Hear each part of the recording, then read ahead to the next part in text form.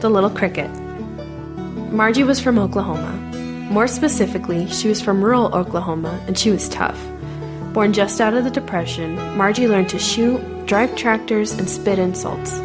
From what she told me, she was a 6-year-old, cussin', spittin', sass-mouthed little girl when she had to grow up quickly. Her older brother was cruel, and Margie had to defend herself, creating the foundation for the toughest of shells. Her family had a CB radio, and when her no-good daddy would go to sleep, she would hop on it in their house. Everyone who rode those lines knew her as the Little Cricket. She developed quite a reputation for her attitude all through Oklahoma. Loud when she wanted to be, but a true friend, Margie learned much about the world from those radio conversations with the people she found there. As she grew up, she had to leave her farm because her brother wouldn't let her stay on the land he inherited after their father died. So Margie held short-term jobs and low-paying positions. She still had her mouth on her, but now she was a skinny lady trying to get by, making the best of her situation. Margie was 72 when I first met her. Wearing a white tank top and shorts in the middle of November, she came to the HealthSet clinic with a bad attitude and a foul mouth. We talked for a few minutes before I took her vitals. Everything seemed amiss.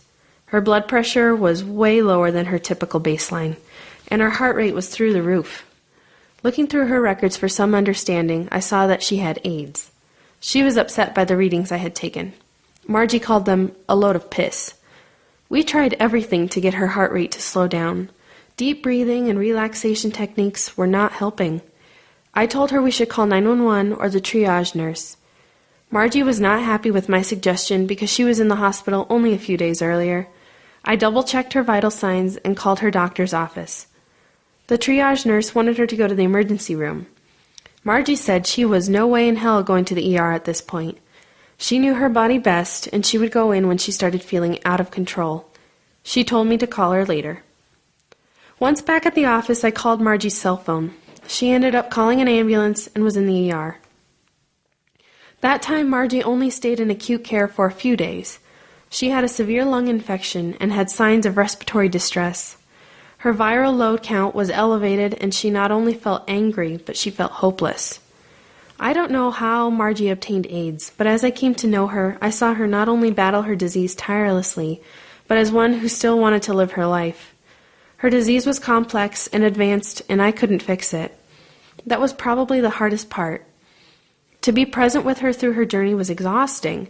Multiple appointments, hospitalizations, treatments, and remissions awaited Margie. We both knew that. Margie's AIDS isn't ruining her life. She's in charge. She'll still let you know when you're running your mouth and when it's time for you to go. But I enjoy her sass. She comes to clinic every month now. I can't do much of anything for Margie anymore, only be a listening ear when she needs me to be. But that might be enough. When her heart rate is up and her blood pressure is down, she knows it's time to call her doctor. She also knows, though, that she'll be right back soon enough telling people where to put their business and just how to do it, too.